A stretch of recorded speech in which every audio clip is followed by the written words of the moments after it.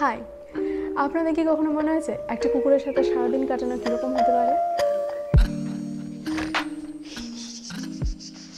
সারাদিনও যত্ন নেওয়া, খাওয়ানো দাওয়ানো, খেলানো সব কিছু কি এতটাই সোজা নাকি একটু বেশি মজার? আজ আপনাদের দেখাবো ব্রুনোর সাথে আমার সারাটা দিন কেমন করে কাটে। বলে দাও ব্রুনো, বলে দাও হাই। ভিডিওটা পুরো দেখবেন।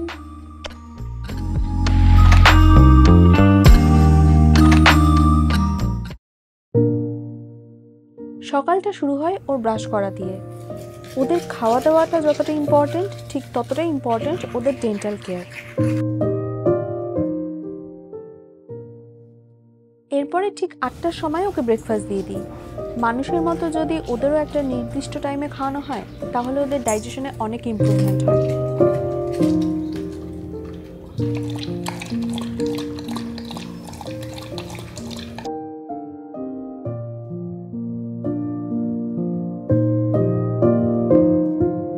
তারপরে ও খেয়ে দিয়ে যেই টাইমটুকু রেস্ট নেয় ওই টাইমে আমি আমার ডেইলি রুটিনের কাজকর্মগুলো করতে থাকি।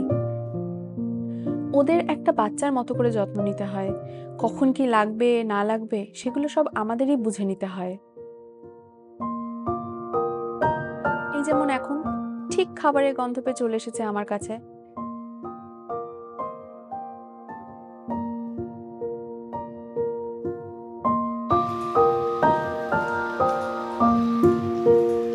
আপনাদের পোষ্য যদি নিজে থেকে খাবার খেতে না চায়, আবার তার কোনো অসুখও নেই, তাহলে একবার কিছুদিনের জন্য ব্রাশ করিয়ে দেখবেন।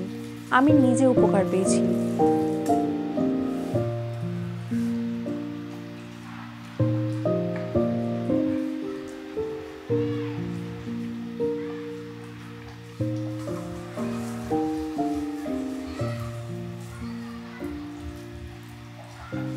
ওর ভাত খাওয়ার পরে মাংসের যে স্টুটা থাকে সেটা ওকে খেতে দিই। ওটা ওদের শরীরের জন্য খুব উপকারী। তারপরে আমি ওকে হাত দিয়ে মুখটা ধুইয়ে দিই।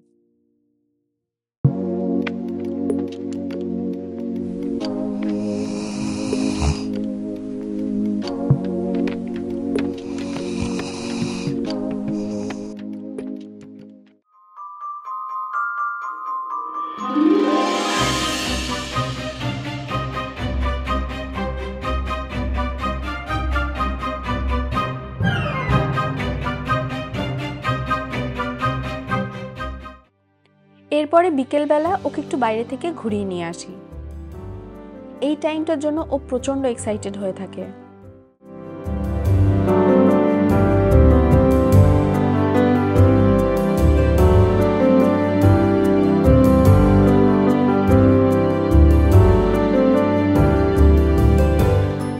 আপনি কি জানেন কুকুর মালিকরা অন্যদের তুলনায় বেশি সুখী হয়?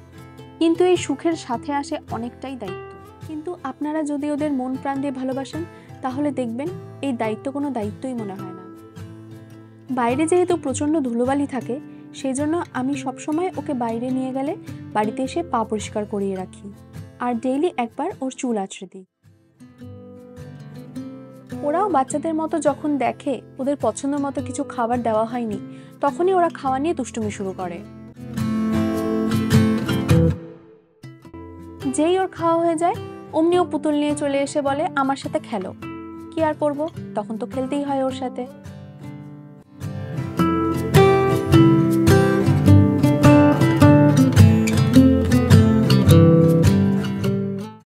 তারপরে যেই দেখে ওর বিছানা আমরা করে দিয়েছি সাথে সাথে ও চলে যায় শুতে, একদম বাধ্য ছেলের মতো।